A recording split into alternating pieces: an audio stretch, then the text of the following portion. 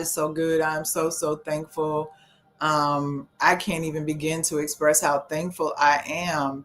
One thing about me is if you followed me for any amount of time, you know how God deals with me. And then I'm just preferencing it to this way because I don't want people to feel like, oh, just because this is what I do, then you should be doing it too. And that is not what this is.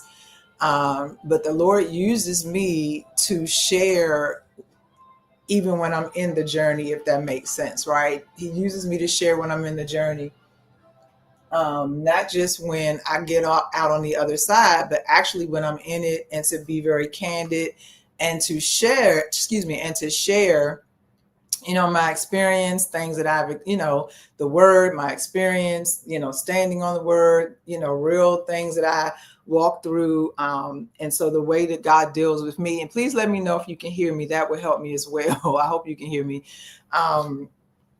That's how God uses me. Now, somebody else may wait until they got the victory manifested. That's just not what God has me to do. And so I get so many messages, text messages, inboxes of people saying how, much it helps them when I'm sharing, when I share, when I deal with different things. And so I'm glad that it is helpful. That's just further confirmation to me that I am on the right track. All right. Okay, I had to get this fan on. And so if you've ever wondered, why does Pastor Sharetta, whatever you call me, why does she share, even the ugly parts, even the painful parts, even the difficult parts? That is why. And also the fact of the matter is it's a part of the journey. And a lot of times, Latanya, I love you. It's good to be seen. A lot of the times, for whatever reason, again, it's just me personally, all right? But a lot of the times, for whatever reason, people only share the parts that are glowing. People only share the parts that are pretty. I don't know if it's to protect image. I don't know if it's because they want you to believe that stuff don't hurt. I love you too. Stuff doesn't hurt, or it wasn't difficult, or you just breezed right on through it. I don't know why, but all I know is in my journey, my goal, my heart, and my assignment is to share all of it. Meaning not saying I don't keep some stuff to myself, but not just sharing the stuff that's glistening and sparkling and all of that, but also to share when it's challenging and when it's difficult. This has been these past, so my husband just came through prostate cancer, and praise be unto God that he is cancer free. All of this is going to tie in, guys. It's going to tie in, and he's cancer free. And so that was a journey for, I'll say 4 months, because he didn't know for the first month, but testing and all of that. But and then the surgery and then the recovery, so 3 months. And then literally the day my husband returns to work, the day, which was Monday, December the 8th, that he returns to work, was the day that I had the issue that I didn't know was coming, right? And so one of the things I was very clear on, and this is the thing, guys, we're not going to spend a lot of time on the enemy, but he does exist. The enemy does not like us. All right. The Bible says he comes to steal, kill, and destroy. He does. He comes to steal, kill, and destroy. But the Bible declares that Jesus came that we would have life and that we would have it more abundantly. And so the enemy couldn't take him. So I guess he said, let me go ahead and throw a curveball in there and let me attack her body. And so here it is. You said it's a false narrative, it's inauthentic and that's good. Let me read this. Let me pause. Latanya said let me put it up here. I'm so glad you said that. It's a false narrative, it's inauthentic, and creates false expectations about what life is really like. It also helps people understand that you can go through and then come out victorious on the other side, the blood of the Lamb and the word of our testimony. Yes, yes, and yes. And so I am not going to, be like, oh, it was so easy and and it's just not true.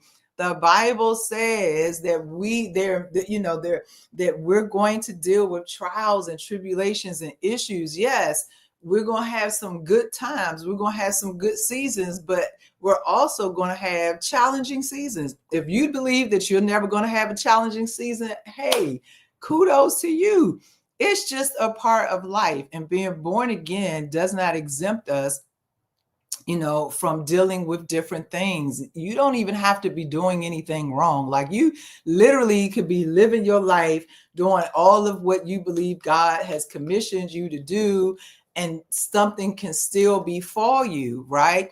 And so, but God can ultimately get the glory when it's all said and done. The Bible says, in all things, right, we give thanks, for it is the will of God. So in all things. And so even in the midst of all of what we just encounter, still giving God thanks. But I want to share, so I'm going to share, everything that occurred, but I'm also going to, share what it was, right? Because it was new to me.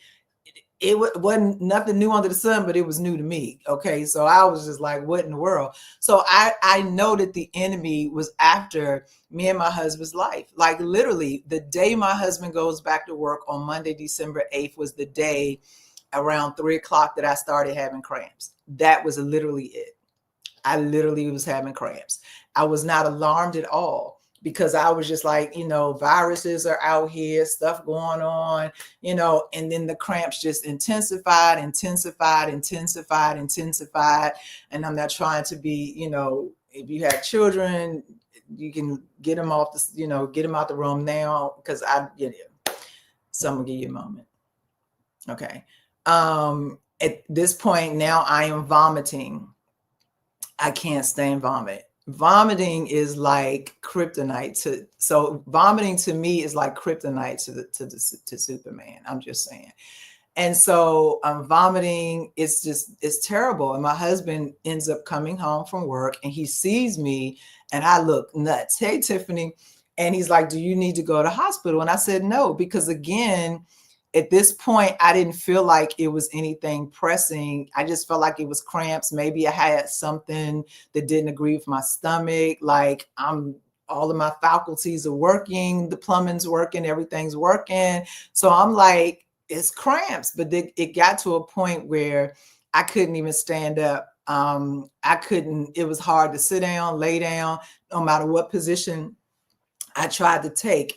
I found myself in the fetal position. No matter what position I tried to take, I was just in excruciating pain. And I was crying out to God. I mean, I was like, Lord, help me. Like, listen, if you've had children naturally, vaginally, should I say, hey, LaShawn, I love you. If you've had children vaginally and you know what contractions feel like, I would rather go back and have another baby. Because it was worse than that. And contractions is major. It's nothing to sneeze at. Okay. And so I'm in the fetal position at this point. It's just excruciating. And so let me just say this to you guys as well. I should have gone a whole lot sooner, but thank God I did when I did, because I have a high pain threshold, and that's really nothing to celebrate, because that just means that you've been managing pain a lot. Because, people be like, oh my God, you got to have, that really isn't it's not something to celebrate for real, because that just, it's like you being, like you've taken a particular thing for so long to help something, and now it doesn't really do much because you're so used to it. So it's just literally like you being used to pain or something, right? Anyway, let's keep going. And so I just was like, I got this. I didn't have this, guys. At this point, I am vomiting to the point where it's like a faucet that will not turn off. Like I don't even know how there's anything left, because it won't turn off. We're going somewhere, and I'm gonna get y'all where I need to get y'all in a second. And so my husband's in the other room, and I literally hear what I'm saying to you. And another thing, so in between what I'm talking about, you're going to hear the word, you're going to hear, what Holy Spirit is saying to you. Okay. So I want you to get your little takeaways, right? Because remember, I'm thinking it's a virus. I think it's something I ate. I don't know. I don't know my intestines are twisted. That's basically they blocked. I don't know that. And so I'm in there trying to manage it, keep going, all of the things. Because remember, I got this high pain tolerance, girl. Bye. Almost took me out. And I literally hear Holy Spirit say, go to the hospital. It's not what you think. And so I want to pause for a second right there, because just like I heard God say that to me in that moment, that literally helped to save my life. No, for real, because I did not know what it was. And then when I found out what it was, I did not realize the gravity of the situation until probably the 5th day. Because I can't even tell you how I got to the car to get to, I don't even remember the ride to the hospital. It was so bad, guys. And so it took me back to, with my husband, you know how my husband ended up going to the doctor and getting the PSA test and all of that, because I had this feeling in my gut. Hear what I'm saying to you? And I heard you need to get him to the doctor. I didn't know at the time what it was or whatever. And I just kept pressing him and pressing him. If he was on here, he would confer to what I'm saying. I kept pressing him and pressing him. And he finally went. And I'll never forget this. If you saw the video I posted today was my follow-up appointment. That is my husband's doctor as well. And I'll never forget this. When he met my husband and he did all of the tests and he did all of the things, right? He told me and my husband, he was like, I am so glad that you came. Your wife saved your life. I said, well, God, but I understand what you're saying. And that there was no external, he was in no pain. There was no completely different from my experience. But for me, all I know is what I heard, and I just kept pressing it. And I couldn't be like, oh, well, because of this, because of that. Hey, Lisa, I couldn't press it. But all I knew is what I heard. And so on that point, and we're going to keep going, but on that point, y'all have questions, you can ask me in the thing and I'll answer them.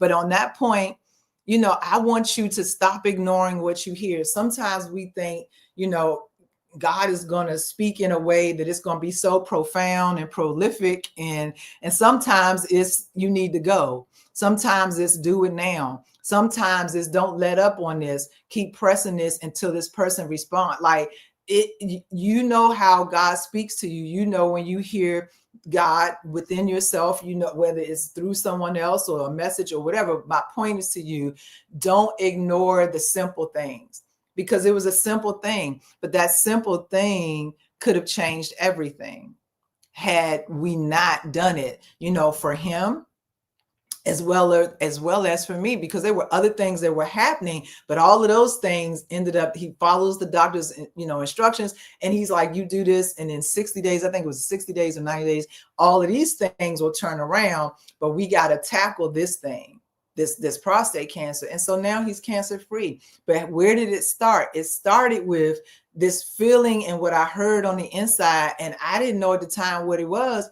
How did I end up getting to the hospital? What made me ultimately go for myself was literally when I heard, go to the hospital.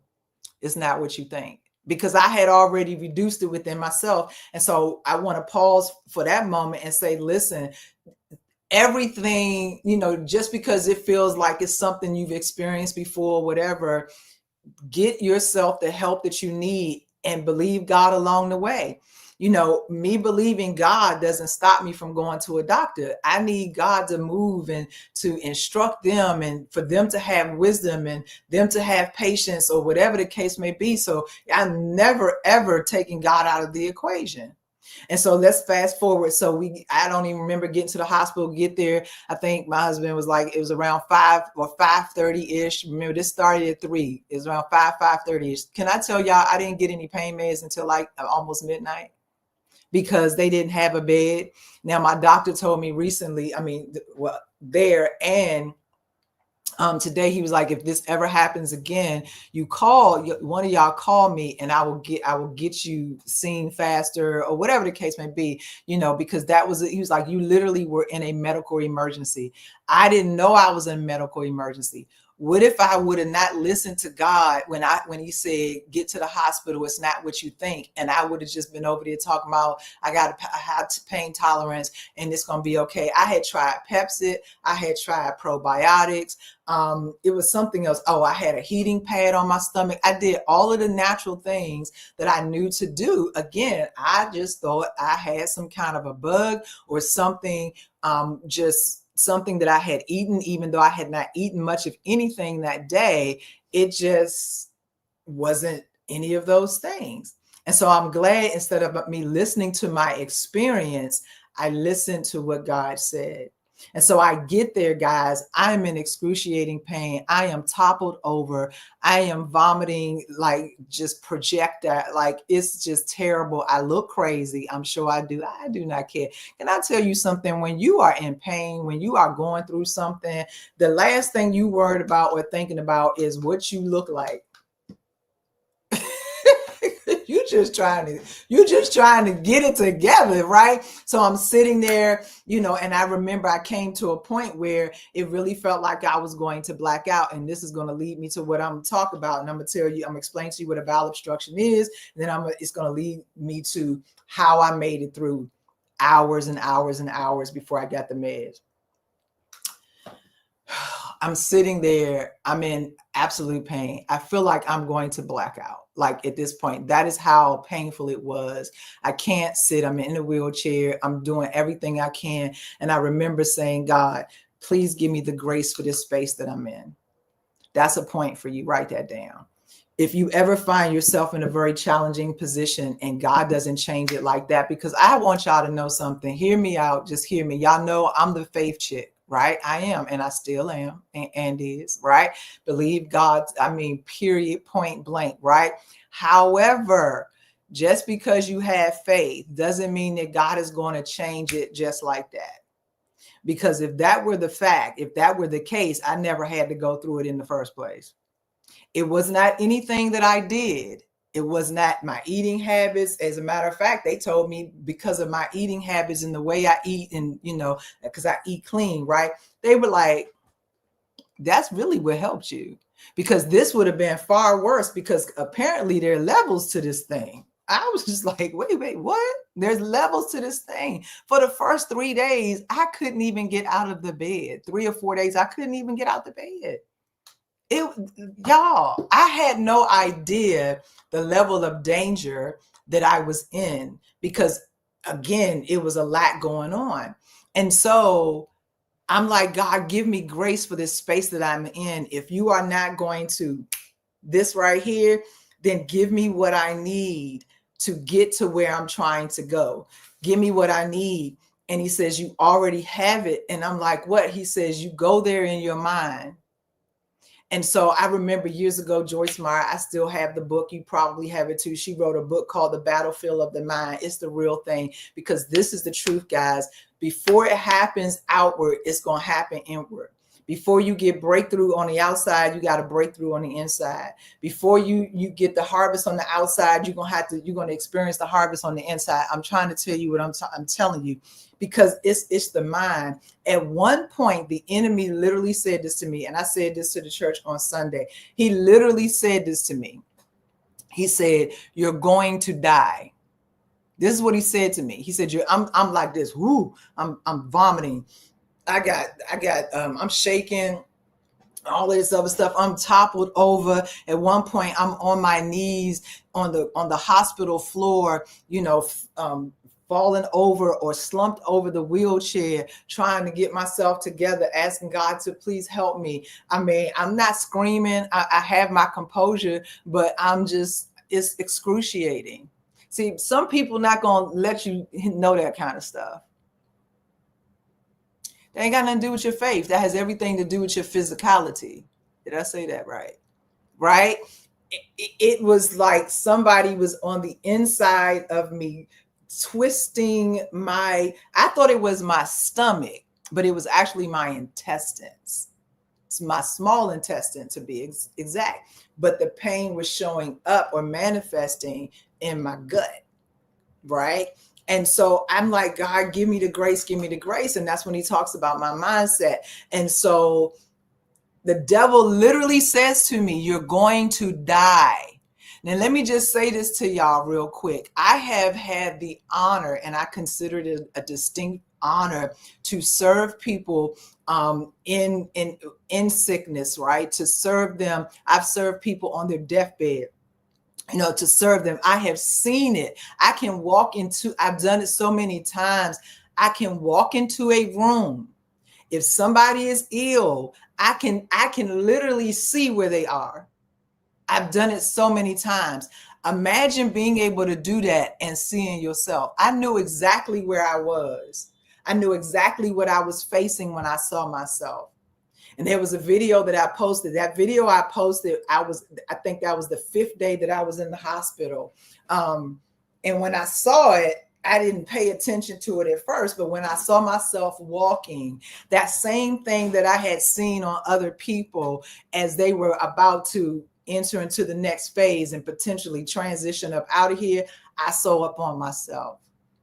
And we know anything come. I mean, a black, red, green, purple, every color in the book lie.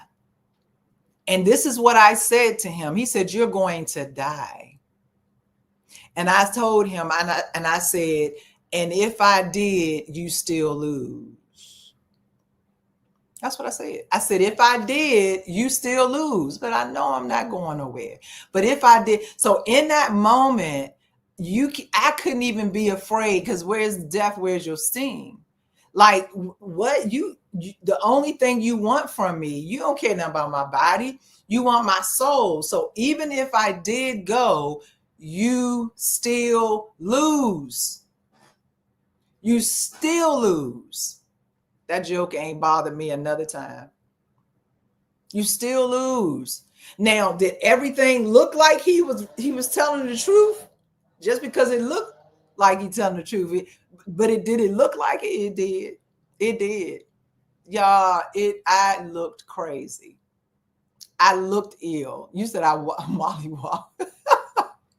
So y'all, I'm just being candid with you guys, because it's a real thing.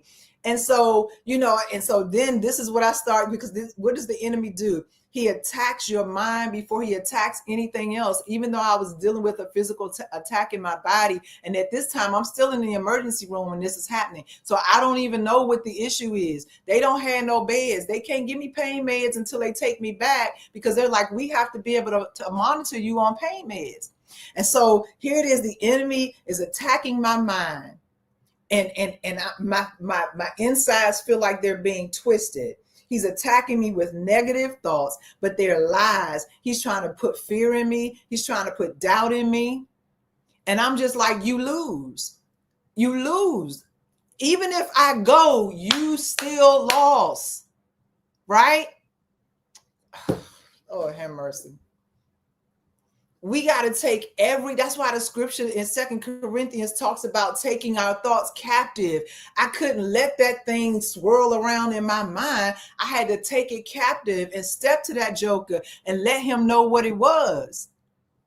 Like, yeah, you might be able to do something to the body, but you can't do nothing with my soul, because my soul has been accounted for. My soul has been accounted for. And my husband on point, because my husband and my children know this. If anything ever happened, y'all better throw me up against the wall like Smith Wigglesworth, because I'm telling you right now, I'm telling you what it is. I'm telling you it ain't time. I'm telling you it ain't.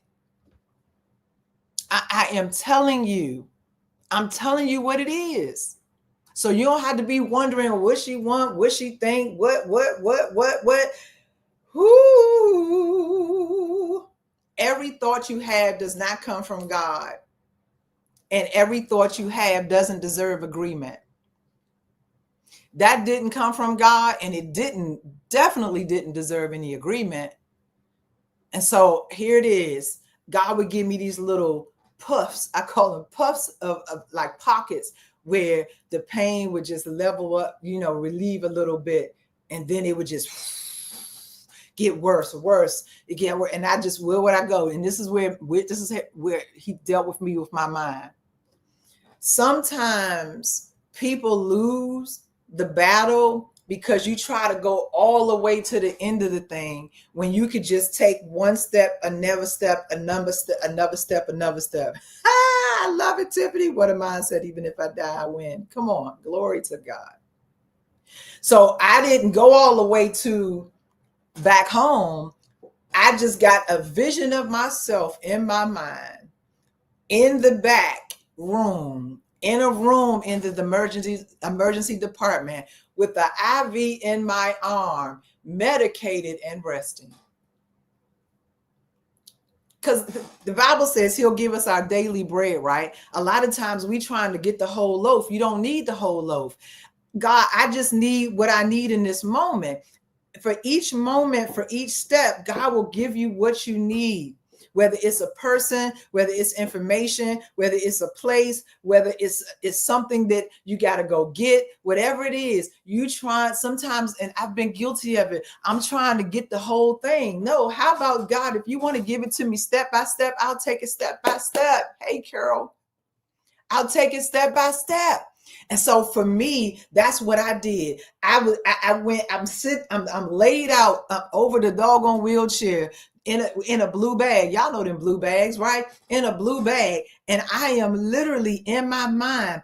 I can still feel the pain in my body, but in my mind, I paint the picture of seeing myself.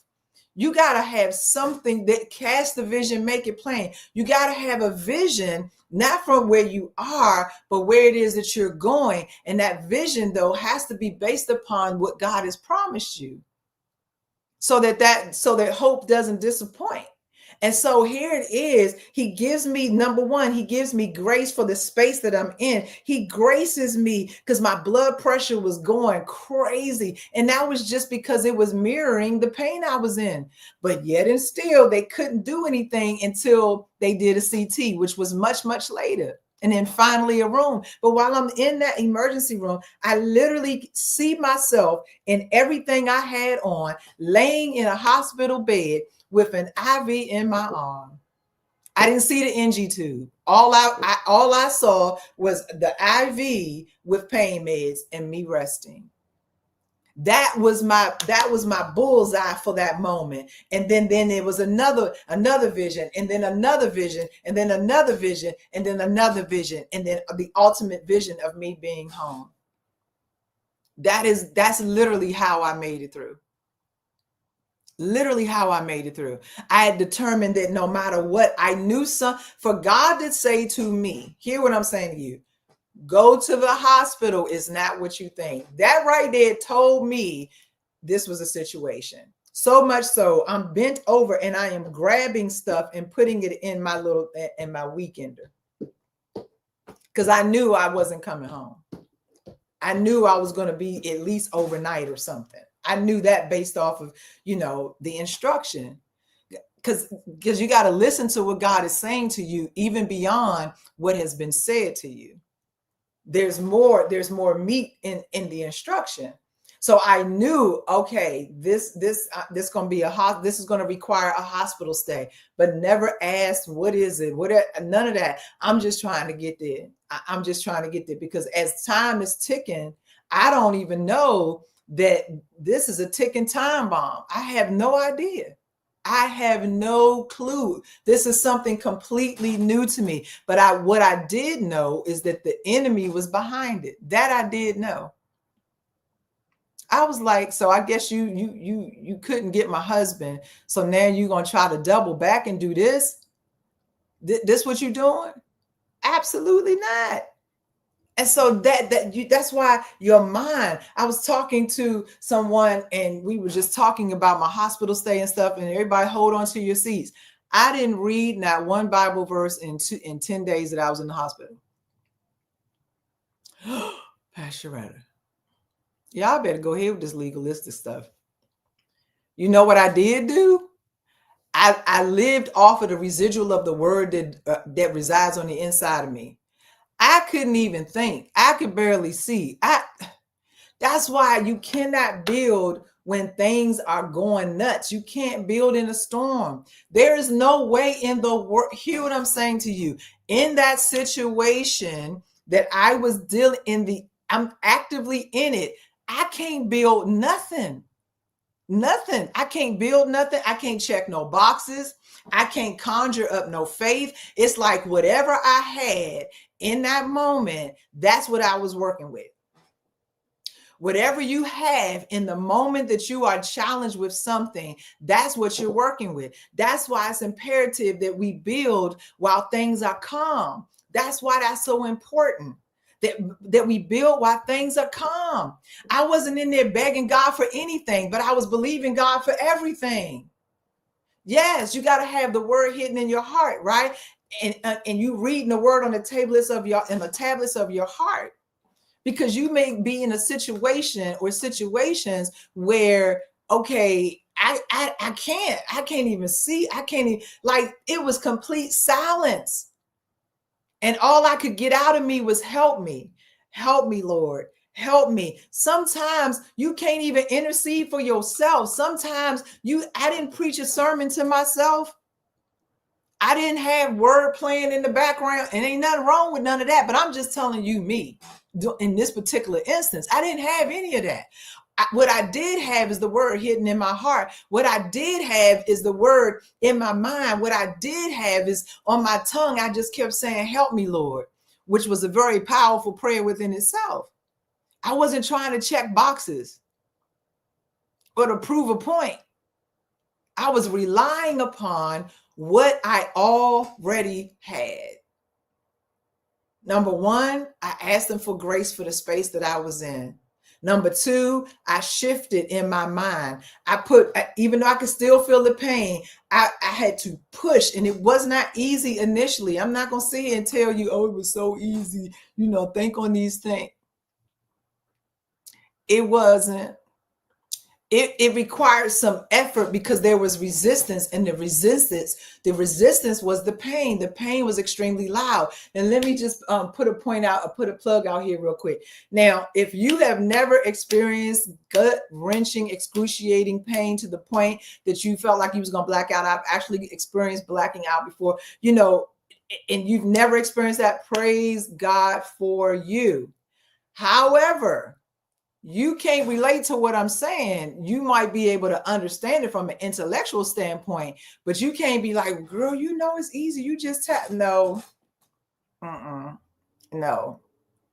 Because the pain of what you're dealing with or what you're feeling is what's causing the resistance, and it's going to cause you to have to apply more pressure. And I kept applying the pressure, and I refused to give up because I've got to see myself beyond this moment. I got to see myself beyond this moment. I got to see myself beyond what I look like right now. I got to see myself beyond what I'm feeling right now. I have to. I got to see myself, because I truly believe this, and I don't know if you do. I believe that whatever we focus on, that's what expands. Whatever I'm focusing on, that is what's expanding. And so my thoughts had to be faith-filled. My heart was already faith-filled. And I'm like, I got to see myself. And until I could see a clear vision of myself on that bed with the IV of pain meds in my arm, that is what helped me. The grace of God, dealing with that enemy, shutting him down, and my thoughts, and being able to see myself beyond the moment. Those things you can utilize anywhere, in any situation that you're in. Because I've been asked, and I've had, conversations. Well, how did you, and that's how. Like, there's no secret sauce. That is literally how. The scripture tells us in Philippians 4:8 what to think on. And all of these things started coming back to me. Think on that which is good. Think on that which is pure. And I'm just like, I see myself as God promised me. God, I know I'm going home, but I got to make it through this middle. I got to make it through this moment. And I want to encourage you, God will give you what you need to make it through the moment. I didn't spend my time begging God to make the pain stop, because it was apparent to me that wasn't happening. So, okay, well, give me grace for this space that I am in. Give me grace. Give me what I need. to manage this space that I am in, Lord. Help me. I'm not going to succumb to fear. I'm not going to succumb to doubt. I'm not going to succumb to the lies of the enemy. I see myself. Because I'm going to tell you something. The Bible even talks about look away, look to the author and the finisher of your faith, right? Why? Why does the Bible tell us to look away? Because the things that we're looking at is going to try to be loud and try to get us to lock us in, to make us believe that what we're looking at, that's what's going to be. That's it. That's it. That's all. I never forget the morning that my surgeon, not my surgeon, my doctor, the one y'all see in the video, he came in. He came in the next morning. He did rounds at 5 o'clock in the morning. I didn't even recognize him. I didn't know who he was. And it wasn't because it was 5 o'clock in the morning or because I was, medicated. I didn't even know who he was. And then I'm looking and I'm like, oh, Dr. Phillip. And he says to me, he said, oh my goodness, you were in trouble. You were in trouble, but we gonna fight this. We gonna get this. And I thank God for him and the medical team, because some of the doctors over there, they ready to cut me open.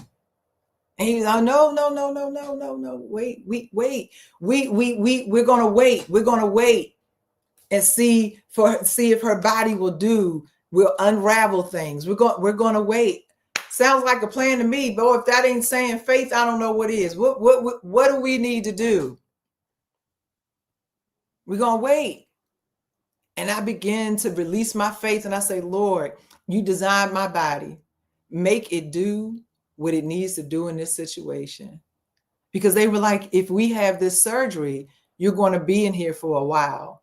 It's going to create so many other things. The only way surgery would have been necessary, or they would have done it beyond waiting, is if it would not have, changed.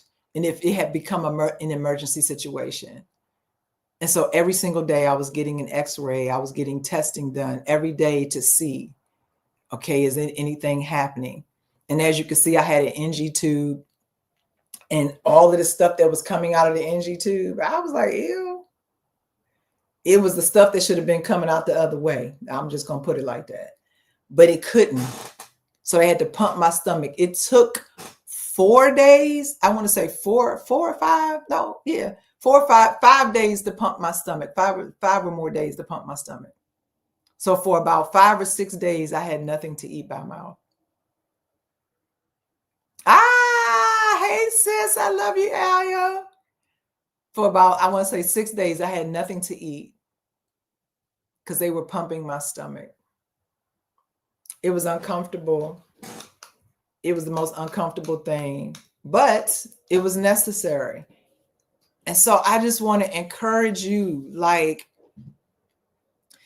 don't talk when your body is, when you're dealing with something, stop. Don't talk yourself out of, going further and making sure that you're good, because you're like, oh, I got a high pain threshold.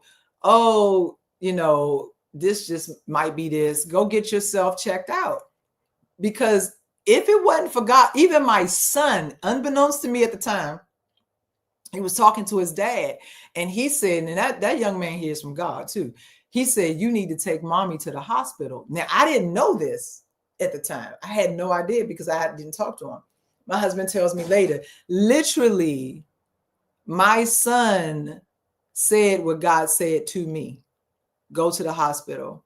This isn't what you think. And my doctor says to me, when a person has a bowel obstruction, time is of the essence. Time is of the essence.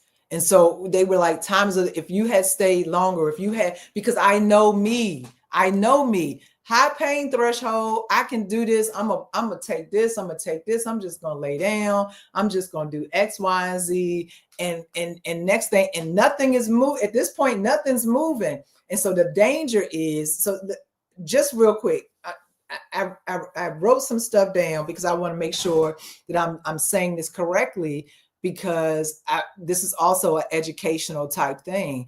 I had never had this happen to me before. And the wild part is I actually know someone and didn't realize it, because it could either be called one or two things: a bowel obstruction or a blockage.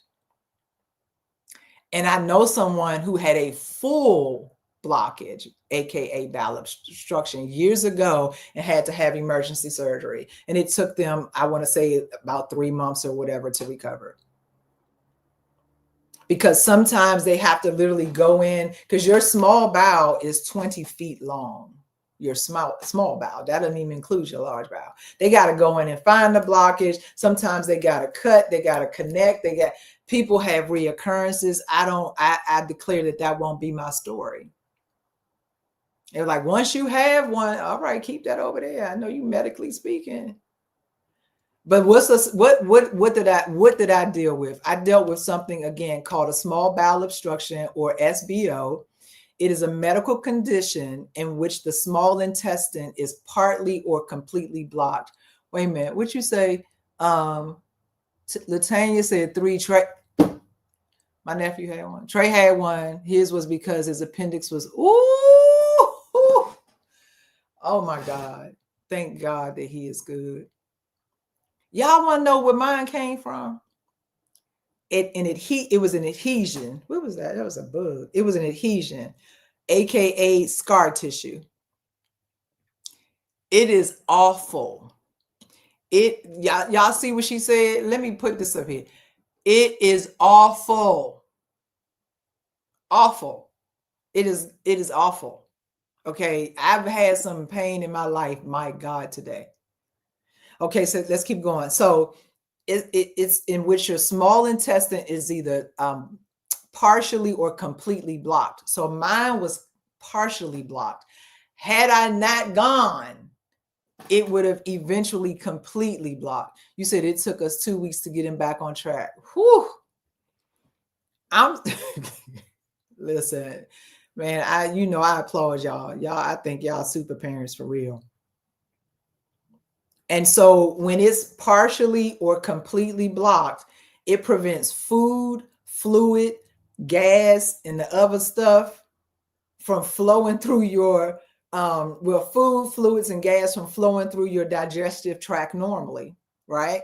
And so you can't, so the food that you digest, you can't move that, right? You can't pass any liquid. You can't, so you got gas and fluids that build up behind the blockage. It causes swelling, excruciating pain, nausea, vomiting. And if untreated, here I am over here talking about I can handle it. And I'm just trying to do all these home remedies. I can handle it. And then the other thing, quite candidly, my husband had just gone back to work. He had just been home. He had just gotten home that long. And I wanted to make sure that he was good. But he didn't know that. He was like, girl, don't ever do that again. I'm good. I got this. And so I was just like, the man just got back to work. I want him to rest. I want to see how his day went. Bop, bop, bop, bop, bop. All of the things everything but what I was supposed to be doing. The moment he walked in that door and he saw me and he said, do you need to go to hospital? I should have been like, yes. Yes. Because by that time, I probably wouldn't have hit the level of pain that I ended up hitting. I'm just saying, sometimes, I don't know, but sometimes, all right? So if untreated, it can reduce blood flow to the intestine and become life-threatening. And also, when you got all of that stuff that's supposed to be going out that way, and it's sitting in your stomach because it's blocked, and if it's released, and I'm not a medical professional, so let me just say that. Let me disclaimer.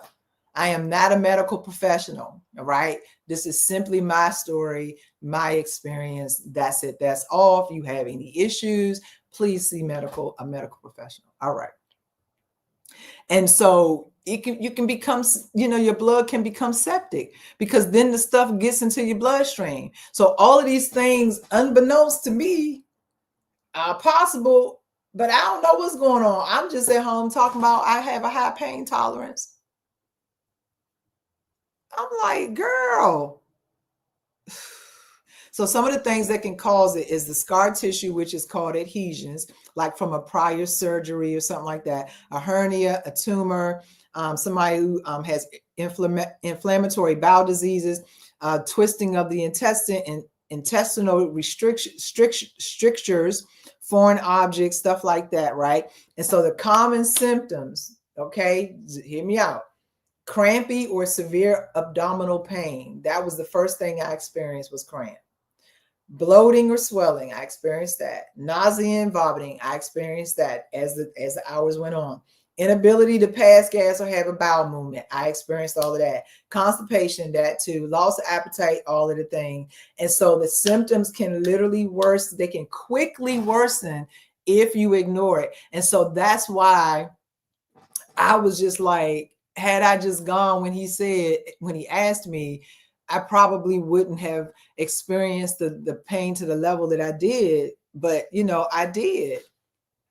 And so I just want to encourage you to, listen to your body, listen to what God is telling you, even if it's something simple, like get up and go have this checked out. And we got to stop talking ourselves out of pain. And even if you're someone like me and say, well, I'm believe God. Yeah, believe God as you go on your way to get checked. Yeah, I still need the Lord. I'm not relying solely on the medical field. I appreciate the medical field and what they bring, but I also understand and know that comes from God too. Come on, he all of the knowledge that we have did not come from us, right? And they tell you to make sure that you seek medical attention immediately. Why? Because you can have tissue death, which is necrosis, infection. That was the other thing. I'm going to talk about that in a second. Bowel perforation, sepsis, all of those things. If you have a bowel obstruction, can lead to those things, which ultimately can lead to us checking out of here a whole lot earlier and sooner than we have anticipated. Even in the hospital, because I know my body. I'm asking, how you go to the dentist and they give you that little suction tube when they, cleaning your teeth and they put that little thing in your mouth, to, so that you don't, yeah. Mm-hmm. I could feel mucus starting to build up in my chest. I know my body. All right, can y'all give me one of those things? Because I need to cough this stuff up. And having an NG tube in and trying to cough up stuff was just not the easiest thing. So I need a little help. Because I'm like, what I'm not about to do is have pneumonia. That's not what we about to do. Would you say? Tiffany said yes. And as they went, they were healed. Go get checked when you need to. Absolutely. Please go get checked. Go get checked. Make sure you stay on top of, yes, things happen. Emergencies like this happen out of nowhere for me. But then there are other things that we could circumvent if we were to get checked. And I know, some people just how they feel about going to the doctor and medical bills and all of that. You said, or it can lead. Ooh, Latanya. Wait a minute, y'all. No, that's the one I left out. Absolutely. It can lead to being dependent on a colonoscopy bag. Them first 5 days, I'm just telling y'all the truth. I wasn't in there singing praise and worship songs and lifting up. Listen, okay? I was in there fighting internally. That's what I was doing. And my doctor I thank God for my doctor. Because he was like, I know your body, we believe in your body's going to do what it's designed to do. And so now I am on a low fiber diet. Like somebody saw me at Disney Springs yesterday, and he was like, you're not supposed to be home resting, baby. I need to move. Yes, I'm supposed to rest as needed, but I need to walk. Why? Because walking helps to release the bowel. You need to walk. When I was in that hospital and and this is the other thing, be a good patient. If you ever are a patient, be a good patient, be a kind patient, because the people are there to help you. They're really there to help you. And I know sometimes it can be a little whatever, but for the most part, people are there to help you. And I'll never forget this.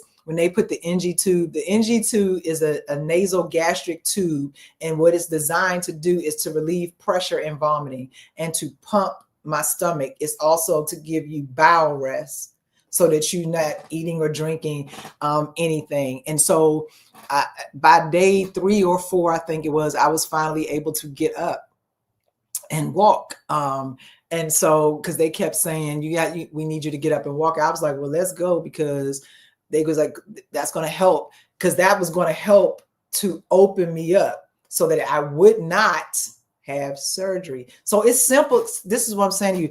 It was simple stuff. It wasn't a medication that they gave me, guys.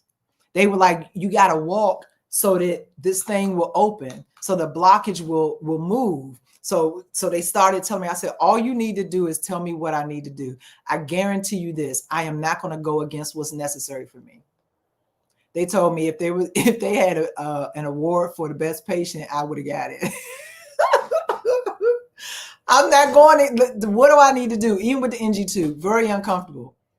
What do I need to do? They forewarning me, you're going to vomit, you're going to do this, you're going to do this. It's uncomfortable. It doesn't hurt, but it's very uncomfortable. Just tell me what I need to do. They told me what I need to do. They counted the 3, let's go, boom, bada bing, it was done. Pastor James was in there like this. Oh my God, you're such a champion. You did that like it was nothing. You know why? Now, my body did try at first to get anxious because I'm about to do something wide awake I ain't never done before. But then what did I do? I shifted back to my thoughts. Girl, you can do this. I saw myself with the tube. You can do this. You got this. Just follow their instructions and do exactly what they're telling you to do. And it's going to be done. And it was. It was uncomfortable. Thing hanging down my throat into my gut. It was uncomfortable. But it was necessary. And so with that and walking and no food or drink, the hopes were that the obstruction was going to open. And so guess what I did? Every chance I got, I walked around that nurse's station. Every chance I got. And so I'm at Disney Springs yesterday walking, because why? Walking is helping. When I'm tired, I sit down. And so I want you to just to encourage you. Number one, it is okay to share your journey. If you are comfortable, and of course, if the Lord tells you to, if you're comfortable sharing your journey, it doesn't change your faith. I don't need anybody to be like, oh, I went through it with flying colors. Stuff was flying, all right. It was flying. Like right now, I have a little cramping because things haven't gone back to normal yet, right? But I know what to do, and I'm doing those things. The low fiber diet, plenty of water like crazy. Walking as much as I can. I have a vibration plate here that I can stand on if I'm tired and I don't feel like walking or whatever. 10 minutes equals about 1,000 steps. So I have the things that I need, right? And so what I'm saying to you is, number one, listen to your body, right? Stop talking yourself out of stuff. Number 2, ask God to give you the grace for the space that you are in. Number 3, tell that joker, open up your mouth and tell that enemy to go somewhere and sit down and fly a kite somewhere and go back to the pit of hell from where he came from. Another thing, get a vision in your mind of where it is that you're trying to go. Get there, push to get it, push to keep it. Push to keep it. To this day, I don't know why it happened. I mean, I understand medically why, but I don't know why God allowed it to happen, but it happened. Stuff happens, and God is still good. He's still good. But just because you experience something, or it's difficult, or it's painful, or anything, that does not take away from who God is in your life. You know, Tanya talked about her son, Trey. God brought him with the help of his medical team and his parents. God brought him through that. And it was a difficult thing. It is okay to say something is difficult. These last few, let me tell y'all something. There have been beautiful moments. There have been beautiful moments. There have been moments full of joy, but I promise y'all these last 4 years have been some of the most challenging moments, times of seasons of my life. I'm like, this joker ain't letting up. And none of it had to do with anything that I did. can't make God not allow something to happen. But I can trust God that I know that he'll never leave me or forsake me, but that he'll always be with me, even in the midst of it. When I say me, put yourself there. Even he said, have you considered my servant Job? When he was talking to the enemy, he didn't have to allow Job to go through all of those things. I don't know why certain things are allowed. And I'm telling you, when you are going through different things, and just be gracious toward other people, guys, because what your agenda is and what you on, they not on that. Some folk are fighting for their life. Some folk are fighting to stay afloat. Some people are, doing everything they can to keep going. And we're not in the same places. We serve the same God, got the same faith, but we're not in the same season. And it's okay. So you can't have these expectations for someone to show up a certain, to show up and do certain things. When I tell you, my whole life literally stopped. Everything stopped. The world for me stopped. For me. And it got real small, or should I say it got very, very small. It got very, very small. A lot of people that we love, there were people who knew before it ever hit online, but they ain't even know out the gate. There was no time.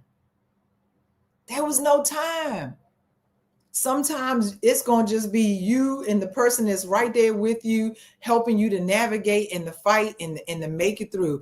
And when I was stabilized and when I was strong enough and all of the things, and when I thought about it and I was up to it, excuse me, that's when I put it out there. Anytime I put something out there like that, those of you who know me, y'all know what it's for. You know it's a teachable moment. You know it's to encourage you. You know it's to uphold you. You know it is to stir you in faith. You may not walk through the same thing, but you have something that you walk through. And so those same things that I talked about, the same principles, the same, talking about your mind and talking about asking God for grace, and all of those things can be applied to whatever it is that you're dealing with. I remember asking my husband, I think it was around the 5th day. And I said, were you ever afraid?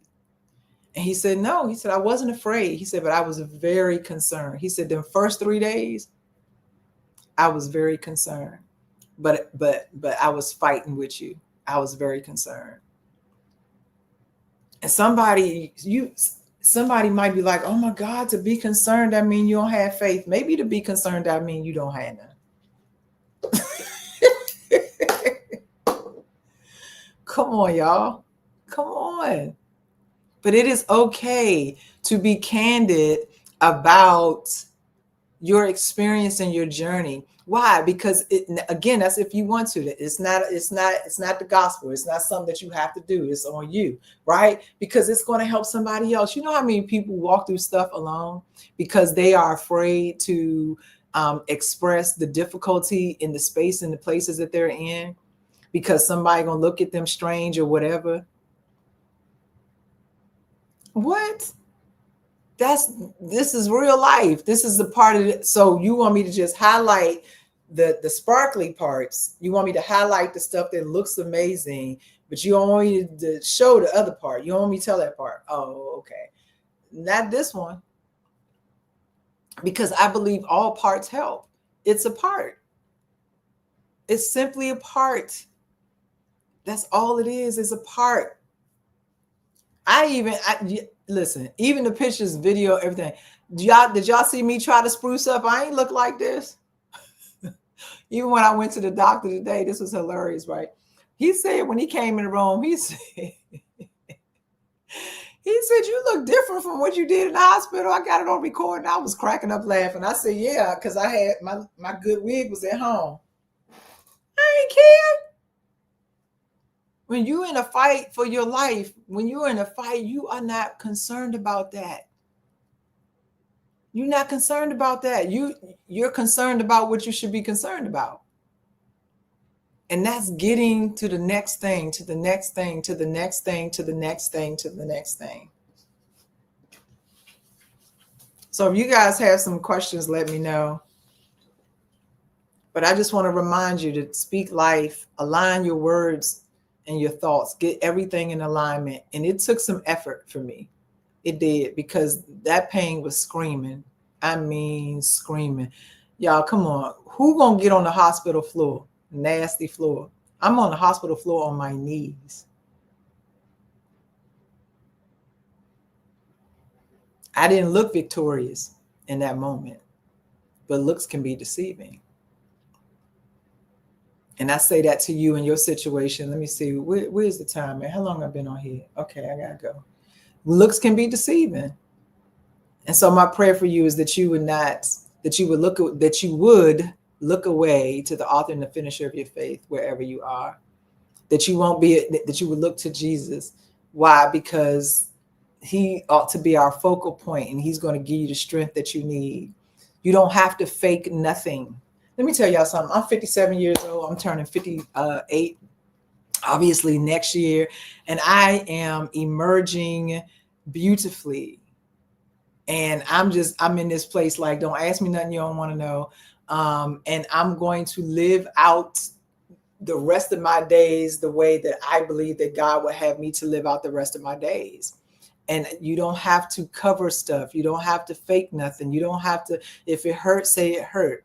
If you're broken, say you're broken. God can heal. He can put you back together. All of those things, but you got to at least acknowledge it first. You got to acknowledge it first. You got to give it to him and ask him to help you. And sometimes the only words that you have is help me, Lord. That's all I had. I just kept saying, help me, Jesus. Help me, Jesus. Help me. Please help me. Help me, Lord. Okay, give me grace. Grace for this space that I'm in. Because I know that you'll never leave me or forsake me. I know that you're with me. And I know that's why this thing has not overtaken me.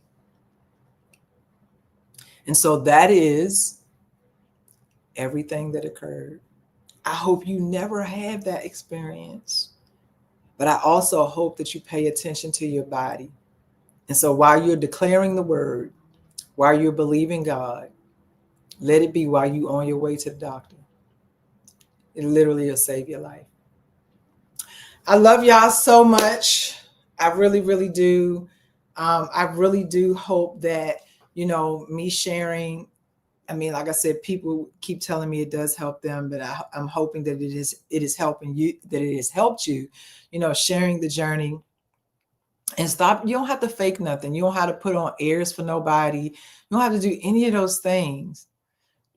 If tears fall, they fall. If you're concerned, you're concerned. Whatever you do, just keep continuing to trust God. Just continue to trust God. Obey him. You don't know which instruction is going to be the thing that changes the next thing. And I am so glad that I got my hips up and I went to that doctor when I heard what he said. Because had I not, the devil might have gotten what he said was going to happen. And it wouldn't have even been because he said it. It would have been because I ignored what I knew to do. And so don't ignore it. Take care of yourself. Take care of yourself. Live. I'll also say this as I close. A preacher got to have at least 3 closings. One of the other things it did for me is it made me, I felt like I already appreciated life, like really, but it took the whole life is fleeting to a whole nother level. And don't nobody have time to not be where they're supposed to be, doing what they're supposed to be doing, enjoying life. Listen, guys, I was outside in Disney Springs yesterday in pajama pants. If you know me, that's huge. It is simple to some, but to me, a pajama party, yeah, no big deal. But I'm out walking around with my daughter and grandkids in pajama pants and having the best time. Having the best time. And so it's like, literally, stop sweating the small stuff. Because like this, things can change like this. That literally is what happened to me. It went like this. Like this.